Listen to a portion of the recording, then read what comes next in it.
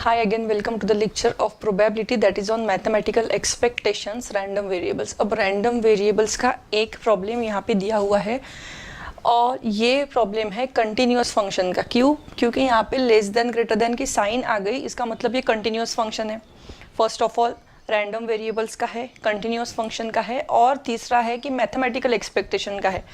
Normal probability जो हमने इसके पहले दिखा था रैंडम वेरिएबल का, सिंगल वेरिएबल, क्योंकि इसमें सिर्फ x है y नहीं है, तो ये सिंगल वेरिएबल है। लेकिन उसमें और इसमें क्या डिफरेंस है, इसमें आपको यहाँ पर ही दिख जाएगा। क्वेश्चन जो सब क्वेश्चंस पूछे हैं उसमें देखो ई दिख रहा है, e of x square, e of x cube, e of x minus 1 whole square, e of 2x plus 3। Then आपको फाइंड करने बोला है variance, sigma x, moment generating function and first 4 moments about origin. यहाँ पे लिखा नहीं है about origin.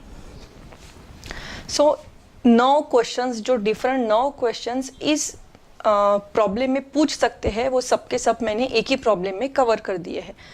सो एक ही वीडियो में आपका ये टॉपिक पूरा हो जाएगा। नाउ द फर्स्ट थिंग, इसमें आपको क्या अच्छे से आना चाहिए, तो आपको इंटीग्रेशन, अभी तक जो आपने प्रोबेबिलिटी में पढ़ा वो इंटीग्रेशन बेसिक इंटीग्रेशन था और उसमें अपर लिमिट लोअर लिमिट वो पुट करना है, आंसर निकालना है, वो तो था। लेकिन उसमें x raise to power n and वही फॉर्मूला लगते थे और कांस्टेंट का लगता था, एक इंटीग्रेशन ऑफ कांस्टेंट एंड एक integration of x to the power n। लेकिन ये वाला जो टाइप है मोमेंट जनरेटिंग फंक्शन का, जो टाइप है जिसमें e ऑफ समथिंग निकालना पड़ता है, कंटिन्यूअस फंक्शन में बोल रही हूँ। डिस्क्रीट फंक्शन में तो समेशन ही करना पड़ता है, वो इजी है, लेकिन कंटिन्यूअस फंक्शन में आपको इंटीग्रेशन करना पड़ता है। तो ये वाले स्पेसिफिक टाइप में आपको अच्छे से आना चाहिए इंटीग्रेशन बाय पार्ट्स। अगर आपने लाइट रूल के बारे में सुना होगा, इंटीग्रेशन बाय पार्ट्स के बेसिक फर्स्ट मेरा जो वीडियो एक अपलोडेड है इंटीग्रेशन बाय पार्ट्स, आप सर्च करेंगे तो उसमें या फिर प्लेलिस्ट में आपको मिल जाएगा। एक बार वो व्यू करके एटलीस्ट, उसमें 3 सब टाइप्स है, लेकिन आपको सिर्फ व्यू करना है फर्स्ट वाला। सो फर्स्ट वाला अगर आप टाइप देख लेते हैं एक बार, फॉर्मूला कैसे अप्लाई करना है, लाइट रूल कैसे अप्लाई करना है, तो वो बेटर रहेगा। फिर भी मैं थोड़ी सी आइडिया ये वीडियो में दे दूंगी। सो द फर्स्ट सब question is e of x. Now E of x बोला है, जो भी इसके ब्रैकेट में है उसको हमको क्वेश्चन से मल्टीप्लाई करना है। So e of x equal to, integration की साइन तो लगेगी ही। अब इंटीग्रेशन की लिमिट्स क्या रहेगी, लिमिट्स देखो 0 से इक्वल भी है, लेकिन ग्रेटर देन की साइड कहाँ पे है, इसका जो मुंह, जो मैंने पिछले वीडियो में बताया था, जिधर इसका मुंह खुला होगा ग्रेटर देन साइड का, वो रहेगी हमारी इधर साइड वाली अपर लिमिट। अगर ऐसा है तो इधर साइड वाली अपर लिमिट। तो हमारी अपर लिमिट क्या है, अननोन है, x है, लेकिन लोअर लिमिट नोन है 0, तो x इज इक्वल टू 0 तो नोन है। अब अपर लिमिट कितनी हो सकती है, मैक्सिमम, क्योंकि वो जब गिवन नहीं रहती तो हम मैक्सिमम पकड़ लेते हैं।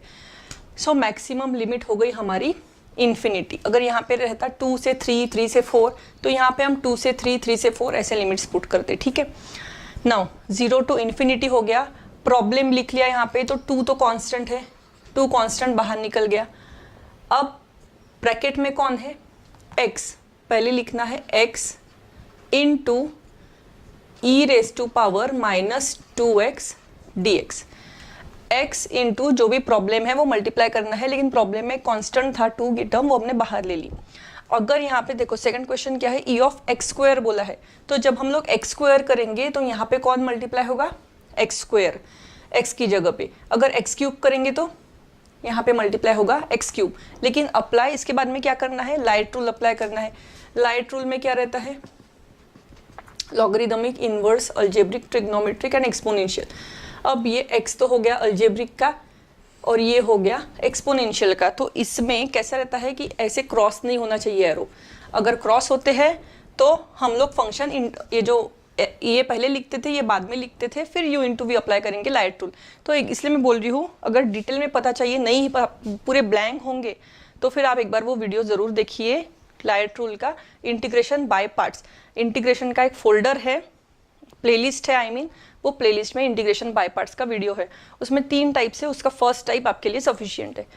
सो कमिंग बैक टू प्रॉब्लम, 2 तो बाहर निकल गया, अब हमने एक स्क्वायर ब्रैकेट दे दी और यहाँ पे लगा लिया light rule. So the light का फॉर्मूला क्या है बाय पार्ट्स का, u integration v dx minus integration d d x of u into integration v dx whole dx, upper limit lower limit.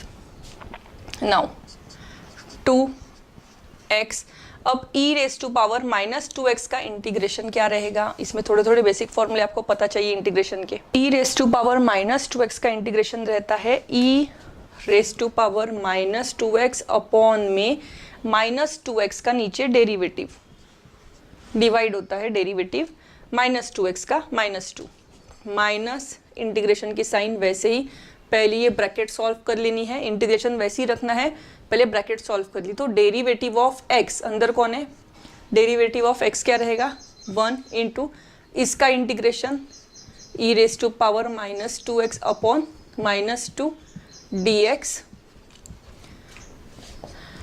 2, अब ये माइनस ऊपर आ गया, minus x e raise to power minus 2x upon 2 minus minus plus 1 upon 2, 2 बाहर आ गया, 1 तो multiply हो गया, कुछ फायदा नहीं है तो 1 नहीं लिखते हम लोग। अब बचा कौन है, integration of e raise to power minus 2x, सिर्फ इतना बचा।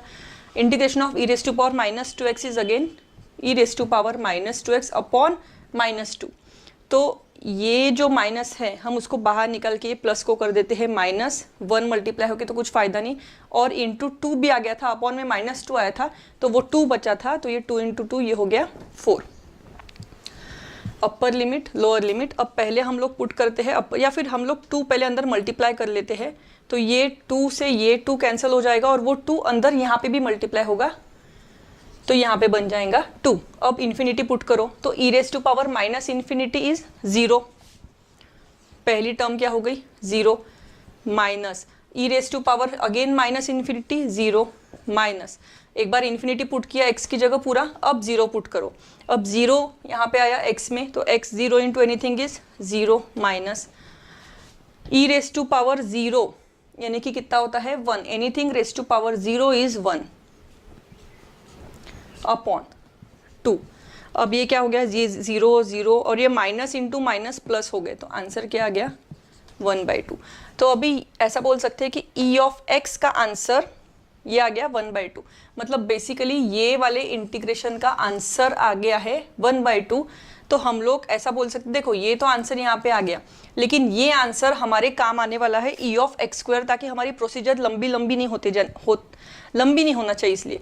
अब ये जो क्वेश्चन था, इस ब्रैकेट पूरे टर्म का आंसर 1/2 आ रहा है बेसिकली डेफिनेट इंटीग्रेशन का। तो हम लोग अगर ये जो मल्टीप्लीकेशन का 2 था वो हम लोग यहाँ पे लाते हैं, तो हम लोग ऐसे लिख सकते हैं, फॉर रफ में ऐसा लिख सकते हैं, रफ में बोल रही हूँ, हाँ, integration x into e raise to power minus 2x dx is equal to जो 1/2 आंसर है, और ये जो इंटू 2 है बाहर का 2, वो 2 अगर मैंने इस साइड भेज दिया तो अपॉन में आ जाएगा 4। तो बेसिकली मैं ये लिख सकती हूँ कि x into e raise to power minus 2x का आंसर क्या है 1/4। क्यों मैंने लिखा, क्योंकि e ऑफ x निकालने के बाद हमको x स्क्वायर भी निकालना है, x क्यूब भी निकालना है, वहाँ पे ये वैल्यू काम में आएगी। So coming to e raise to power e of x square, sorry e of x square. अब सेम लिमिट्स पुट कर दी जो यहाँ पे है, प्रॉब्लम से 2 बाहर निकाल लिया, और यहाँ पे क्या मल्टीप्लाई होगा प्रॉब्लम के साथ x स्क्वायर, क्योंकि हमने यहाँ पे x स्क्वायर निकालना है, e raise to power minus 2x dx। अब नाउ अप्लाइंग लाइट रूल, तो ये अल्जेब्रिक में आता है, ये एक्सपोनेंशियल में, जैसे प्रीवियस सब टाइप किया था वैसा। अब 2 यहाँ पे अप्लाई किया square bracket, now x square u integration v dx minus integration d dx of u into integration v dx whole dx is equal to 2 x square e raise to power minus 2x के upon में minus 2, इसका integration हो गया minus. अब integration पहले करेंगे ये पूरी ब्रैकेट सॉल्व, इंटीग्रेशन वैसे रखेंगे, तो डेरिवेटिव ऑफ एक्स स्क्वायर कितना हो जाता है, डेरिवेटिव करना है तो एक्स स्क्वायर का क्या हो जाता है 2x into integration e raise to power minus 2x के अपॉन में माइनस 2 dx। नाउ यहाँ पे ये टू कैंसिल हो गया, ये माइनस और ये माइनस मिला के प्लस हो गए, और अब ये 2 मैं अंदर दोनों से मल्टीप्लाई करती हूँ, तो ये क्या हो जाएगा, minus of x square into e raise to power minus 2x, क्योंकि 2 यहाँ पे कैंसिल हो गया, माइनस ऊपर आ गया। नाउ माइनस माइनस यहाँ पे हो गया प्लस, ये दोनों 2 तो कैंसिल हो गए थे, लेकिन ये 2 अंदर आ गया, तो 2 integration of x e raise to power minus 2x dx। अब इसकी जो वैल्यू है, देखो यहाँ पे तो हमने अभी तक इसका अलग इंटीग्रेशन किया था, इसमें हमने लिमिट अप्लाई नहीं की है, लेकिन इसको अगर मैं 0 टू इन्फिनिटी लिखती हूँ, सॉरी यहाँ पे लिखना भूल गई थी, जो हमने सेव करके रखा था यहाँ पे। सो इसको अगर हम लोग देखते हैं तो ये जो है ये ऑलरेडी हमने प्रीवियस ई ऑफ एक्स में सॉल्व किया था, और इतनी टर्म का आंसर, इतनी, ये 2 छोड़ दिया तो इतनी टर्म का आंसर क्या आया था हमारा, 1/4 आया था, 1/2 आया था, लेकिन 2 को हमने इस साइड ला लिया था तो 1/4 आया था। तो हम लोग यहाँ पे पहले तो यहाँ पे ए ब्रैकेट में upper limit lower limit put करते हैं, तो e raise to power minus infinity हो जाएगा 0, फिर से 0 पुट किया, इंटू यहाँ पे भी 0 है, पूरा ही 0 हो गया, प्लस 2 और ब्रैकेट में क्या आया 1/4, तो आंसर फिर से क्या आया 1/2। अब ये तो आ गया ई ऑफ एक्स स्क्वायर का आंसर आ गया, लेकिन अगर मैं प्रॉब्लम फिर से देखती हूँ तो मुझे बेसिकली ये इंटीग्रेशन का आंसर ये आया है 1/2। तो फिर से मैं सेकंड अपना सेव करके रख सकती हूँ, that 0 to infinity x square into e raise to power minus 2x dx is equal to, अब ये जो 2 था मल्टीप्लीकेशन में, ये आंसर के डिवीजन में आ जाएगा, तो ये हो गया 1/4 again. So the third sub question is e of x square, sorry x cube, फिर से इंटीग्रेशन बाय पार्ट्स, 2 बाहर निकल लिया, x cube e raise to power minus 2x dx, 2 x cube integration e raise to, जो ये हमारा formula है वो integration derivative of x cube into integration minus 2x dx whole dx। Now इसको मैं इसी को लिख देती हूँ। नाउ यहाँ पे क्या हो गया, 2x cube into e raise to power minus 2x का integration e raise to power minus 2x upon में माइनस 2, माइनस इंटीग्रेशन इसका ये क्या आएगा derivative 3x square, x cube का डेरिवेटिव 3x स्क्वायर, तो यहाँ पे बचेगा x स्क्वायर, क्योंकि 3 मैंने बाहर निकल लिया, into e raise to power minus 2x के अपॉन में माइनस 2, वो भी माइनस 2 मैं यहाँ पे निकल लेती हूँ, तो प्लस 3/2 बाहर आ गया dx। अब ये सेपरेट टर्म हो गई, प्लस है बीच में इसलिए सेपरेट कर दिया, इसको तो हमने लिमिट्स अप्लाई करनी पड़ेगी, लेकिन ये जो है हमने सेव करके रखा है x square 0 to infinity x square, तो इतनी जो टर्म है उसका आंसर हमारा प्रीवियस आ गया था 1/4, वो यहाँ पे पुट कर देंगे और यहाँ पे लिमिट अप्लाई करेंगे। अब इसके साथ देखो 2, हाँ ये 2 एक रह गया कि 2 अंदर दोनों से मल्टीप्लाई होगा, इससे भी, तो ये भी 2 अंदर यहाँ पे मल्टीप्लाई होगा, तो यहाँ पे सिर्फ बचेगा 3, और यहाँ पे 2 अलग ले दिया मैंने, ठीक है। अब 2 और 2 कैंसिल होके माइनस बाहर निकल लिया, अब इसमें लिमिट पुट करते हैं, e raise to power minus infinity 0, again 0 से मल्टीप्लाई होगा 0, तो ये टर्म ही पूरी 0 हो गई, प्लस 3, और यहाँ पे आ गया आंसर जो हमारा लिखा था हमने 1/4, तो आंसर क्या आ गया 3/4। अब जो नेक्स्ट है फोर्थ, वो है ई ऑफ एक्स माइनस 1 का होल स्क्वायर। अब हमको क्या करना है, अल्जेब्रिक फॉर्मूला पहले अप्लाई कर देना है। एक्स माइनस 1 का होल स्क्वायर फॉर्मूला कौन सा अप्लाई होगा, a minus b whole square, a square minus 2ab plus b square. अब ये ई तीनों को सेपरेट लगा दिया, ई ऑफ एक्स स्क्वायर अलग हो गया, -2 बाहर निकल गया, ई ऑफ एक्स अलग हो गया, और 1, देखो ई ऑफ 1 बेसिकली ये ध्यान में रखना, ई ऑफ 1 जो रहता है वो 1 अगर कांस्टेंट है, अगर उसमें x है ही नहीं तो वो बेसिकली 1 ही काउंट होता है, तो ई ऑफ 1 हम लोग एक स्टेप कर लेते हैं एक्स्ट्रा। अब ई of x square 1/2 -2, again E of x कौन था 1/2 ही था, प्लस ई ऑफ 1 इज 1। अब यहाँ पे 1/2 और ये 2 कैंसिल हो गए, यहाँ पे आया 1, +1 -1 कैंसिल, तो आंसर क्या आ गया 1/2। इसका सिंपल था क्योंकि प्रीवियस हमारे पास आंसर्स अवेलेबल थे, ये डाल दिया हमने आंसर्स और क्वेश्चन में, और आंसर आ गया 1/2। फिफ्थ उसी टाइप का है, fifth variance, e of 2x plus 3, separate separate e लगा दिया तो 2 ई ऑफ x अलग और ई ऑफ 3 अलग।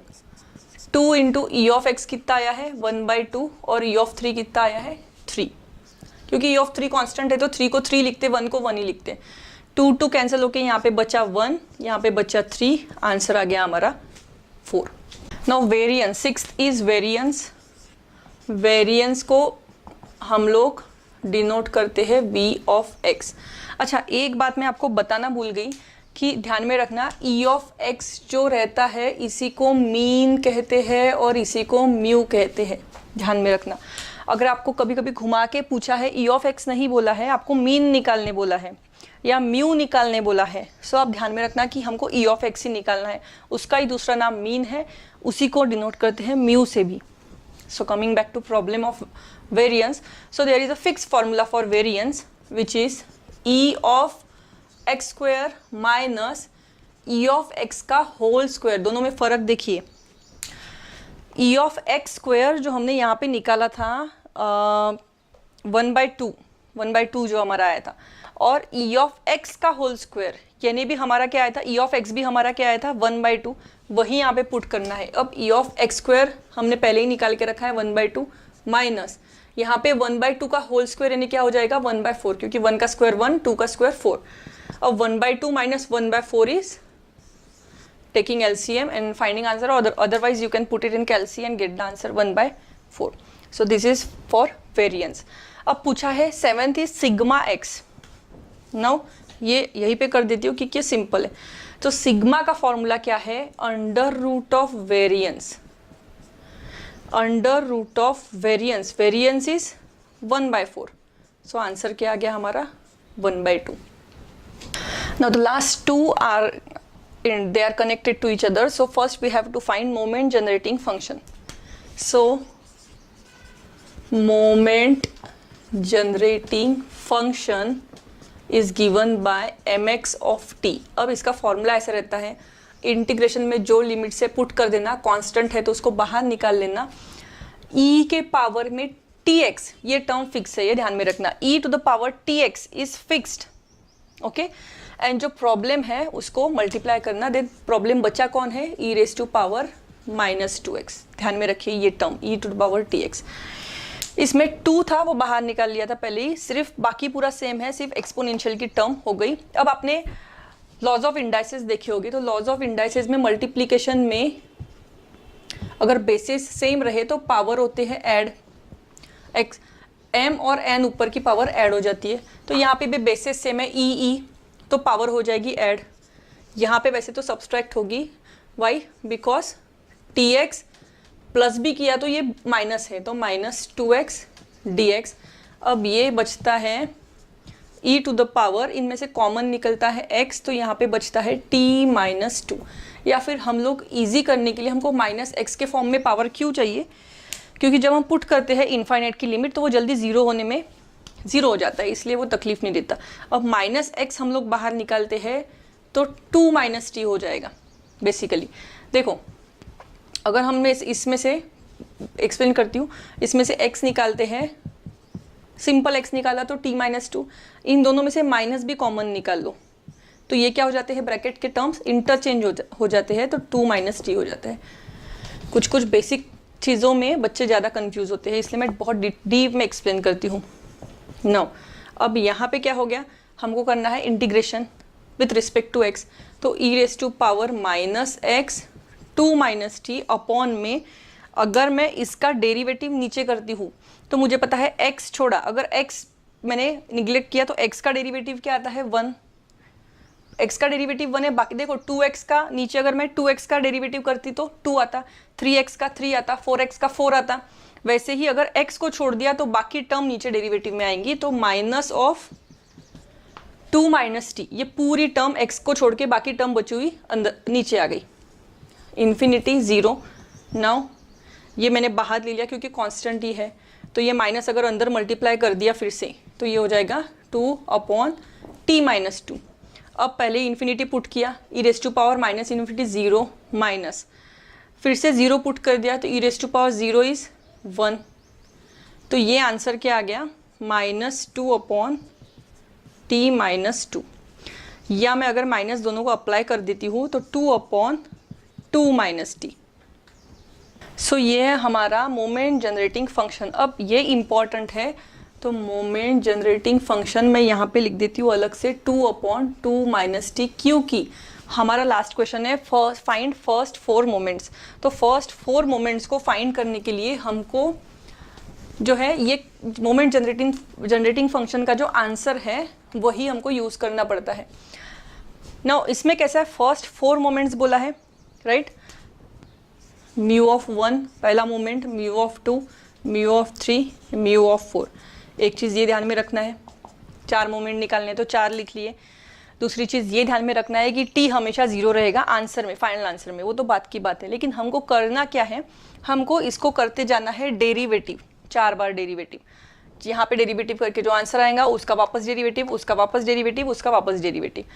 तो अब 2 कांस्टेंट है, with respect to t derivative करना है, 2 कांस्टेंट है।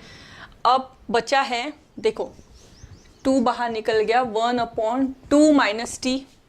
अब एक फॉर्मूला है हमारे पास डेरिवेटिव का बहुत इंपॉर्टेंट, 1/x⁴n इज -n/x⁴n+1। ये बहुत इंपॉर्टेंट फॉर्मूला है।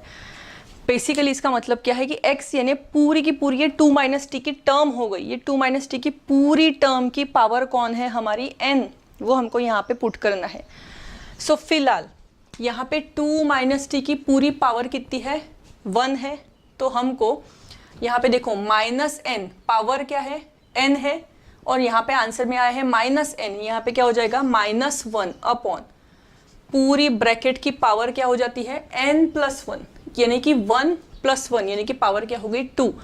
लेकिन आपको डेरिवेटिव का चेन रूल भी पता होगा, तो ये बात ध्यान में रखना कि अगर ये x नहीं है या सिर्फ t नहीं है, तो जो भी टर्म नीचे, जो भी हमने ब्रैकेट को x एज्यूम किया है, उसका डेरिवेटिव मल्टीप्लाई करना पड़ता है। देखो बहुत ध्यान से देखो, 2 - t का वापस डेरिवेटिव अगर मैं मल्टीप्लाई करती हूँ तो 2 का डेरिवेटिव तो हो जाएगा 0, माइनस का आ जाएगा माइनस, और t का हो जाएगा 1। अब यहाँ पे क्या हो गया, -1 × -1 +1 +1 × 2 +2 अपॉन में बचा 2 - t का होल स्क्वायर। इतना आंसर आने के बाद ये तो हो गया फाइनल डेरिवेटिव। लेकिन इसके बाद हमको क्या करना है, जो मैंने अभी बोला, सिर्फ t की जगह 0 पुट करना है। अब t की जगह 0 पुट कर दिया तो आंसर क्या आता है, 2/2 का स्क्वायर, बिकॉज 2 - 0 इज 2 और 2 का स्क्वायर 4। 2/4 कितना आएगा, आंसर आ गया 1/2। फर्स्ट मोमेंट हमारा आ गया। नाउ ये जो हमारा फाइनल डेरिवेटिव का फाइनल आंसर आता था, इसका हमको फिर से करना है डेरिवेटिव। नाउ इसकी ब्रैकेट कौन है, 2, मतलब हमारा n, ये फॉर्मूला में पुट करते जाना है हमको। तो n कौन हो गया, 2, तो -2, क्योंकि ये 2 देखो, ये तो कांस्टेंट 2 तो हमने बाहर निकाल लिया पहले ही। फिर बचा हुआ ये -2 n वाला, और ब्रैकेट की पावर बढ़ जाएंगी 1 से n+1, तो 2 का हो जाएगा 3। और फिर से जैसे ये ब्रैकेट का डेरिवेटिव मल्टीप्लाई किया था, यहाँ पे भी वैसे ही हमको मल्टीप्लाई करना है।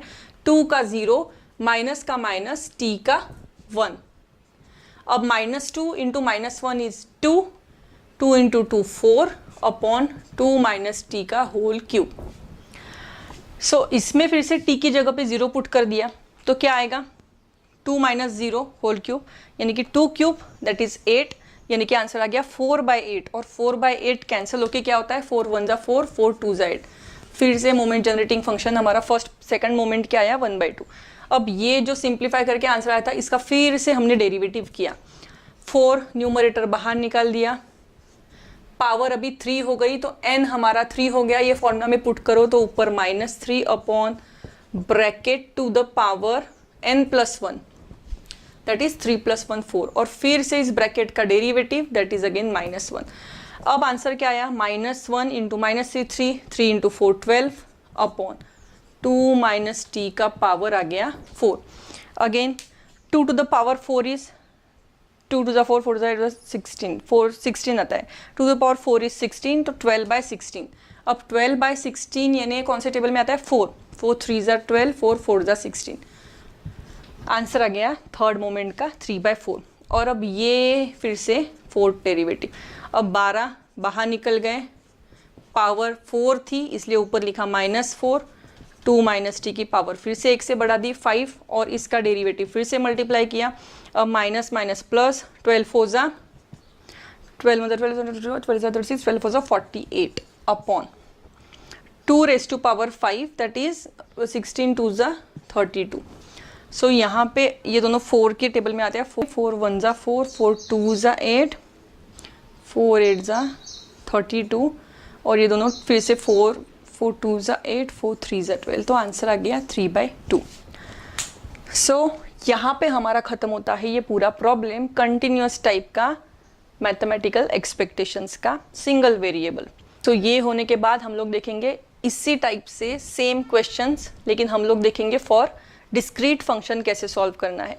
सो अभी के लिए ये अच्छे से प्रैक्टिस करिए। कुछ डिफ़िकल्टी आती है तो कमेंट बॉक्स में लिखिए, या फिर मुझे व्हाट्सएप के नंबर पे मुझे पूछ सकते हो, जो नंबर मैंने स्टार्टिंग में प्रोवाइड किया है।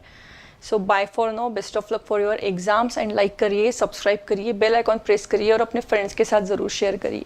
Take care.